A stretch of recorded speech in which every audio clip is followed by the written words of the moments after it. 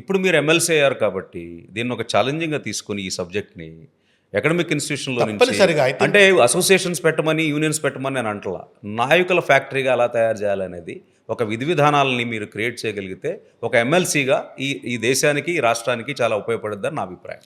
Absolutely wheel work on it అండి. అంటే ఒక మంచి ఎడ్యుకేషన్ పాలసీ అయితే అవసరం ఉంది. ఒక ట్రాన్స్ఫర్మేషన్ విద్యా విధానంలో రావాలా. భవిష్యత్ దేశ నిర్మాతలను తయారు చేసేటువంటి ఒక విద్యా వ్యవస్థ Factories మనకు రావాలి. అవసరం రావాలా.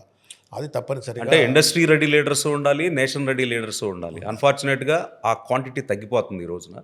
ఈవెన్ ఇండస్ట్రీలో కూడా sir, for example you are head of very largest business division in Satyam computers.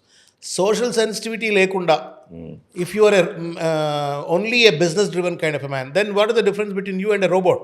అంతే కదా. కరెక్ట్. రోబోకు మనిషికి ఉన్న తేడా ఏంటి అంటే మనిషి మానవత్వంతో ఆలోచిస్తాడు, సామాజిక చింతనతో ఆలోచిస్తాడు. ఈ రెండు మేళవింపుగా మనుషులను తీర్చిదిద్దగలిగే విద్యా వ్యవస్థ మనకు కావాలా. అది అన్ఫార్చునేట్లీ ఏంటి అంటే మనం ఒక మెకానికల్ అయిపోయినాం. నాకు బాగా గుర్తు, ఇప్పుడు చాలా there was one discussion at one point of time, sociology డిపార్ట్మెంట్ను బంద్ చేయాలా, పొలిటికల్ సైన్స్ డిపార్ట్మెంట్ను బంద్ చేయాలా అని చెప్పని ఆర్ట్స్ కాలేజ్లో చర్చలు వచ్చినాయి. అరే ఆంథ్రోపాలజీ సోషియాలజీ బంద్ చేసేంద్రా నాయన, అది బంద్ చేస్తే మొత్తం సమాజాన్ని మర్చిపోయినట్టు, సమాజ చరిత్ర మర్చిపోయినట్టే, తప్పు అని చెప్పని ఆ రోజు మేము చదువుకున్న రోజుల్లోనే దానిపైన చర్చలు జరిగినాయి. సో ఇవాళ ఆ విద్యా వ్యవస్థలకు ఇచ్చేటువంటి ఒక బడ్జెట్ కానీ లేకపోతే ఆ కోర్సెస్కి ఇచ్చేటువంటి ఇంపార్టెన్స్ కానీ తగ్గిపోయింది.